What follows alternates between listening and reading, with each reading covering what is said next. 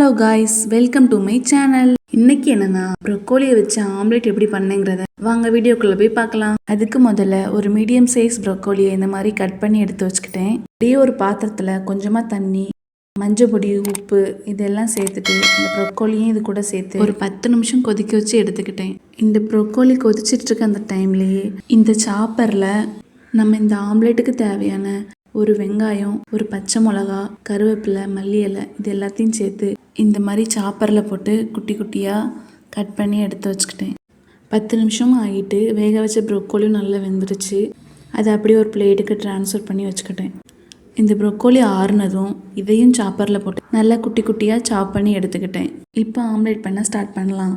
அதுக்கு நம்ம ஃபஸ்ட்டு வெட்டி வச்சுருந்த வெங்காயம், பச்சை மிளகாவையும் ஒரு பாத்திரத்துக்கு அப்படி மாற்றிக்கலாம். அது கூடவே நம்ம சாப் பண்ணி வச்சுருந்த ப்ரோக்கோலியும் அதோடவே மிக்ஸ் பண்ணி இப்போ இது கூட ஒரு 5 முட்டையை நம்ம உடச்சி சேர்த்துக்கலாம். நாங்கள் இது ஒரு பிரேக்ஃபாஸ்ட்டாகவே எடுக்கிறதுனால நான் 5 முட்டை சேர்த்துக்கிட்டேன். உங்களுக்கு ஒரு டின்னராகவோ இல்லை ஏதாவது சாப்பாடுக்கு செஞ்சு சாப்பிட்றதா இருந்தால் 1-2 முட்டை கூட போதும். இது நல்ல ஹெல்தி ஃபுட் கூட. இதில் vitamin A, vitamin K, vitamin C ஊட்டச்சத்து நிறைய இருக்கிறதுனால ஸ்கின்னுக்கு நல்ல க்ளோ கொடுக்குன்னா பார்த்துக்கோங்க. அதனால் பெண்களே இதை மிஸ் பண்ணிடாதீங்க. சரி வாங்க நம்ம கதைக்குள்ளே போவோம். எல்லா முட்டையும் ஊற்றினதுக்கப்புறம் இது கூட 1/2 ஸ்பூன் சீரகத்தூள், 1/2 ஸ்பூன் கரம் மசாலா, கொஞ்சமாக பெப்பர் தூவிட்டு இதுக்கு தேவையான உப்பையும் சேர்த்து நல்லா பீட் பண்ணி எடுத்துக்கோங்க. நான் வீடியோவில் காட்டுற மாதிரி பீட் பண்ண வேணாம், ஏன்னா நான் ஸ்பீட் கொடுத்ததுனால அது அவ்வளோ ஸ்பீடாக தெரியுது. நான் இந்த மாதிரி பீட் பண்ணல, ஜென்டலாக பீட் பண்ணி எடுத்துட்டேன்.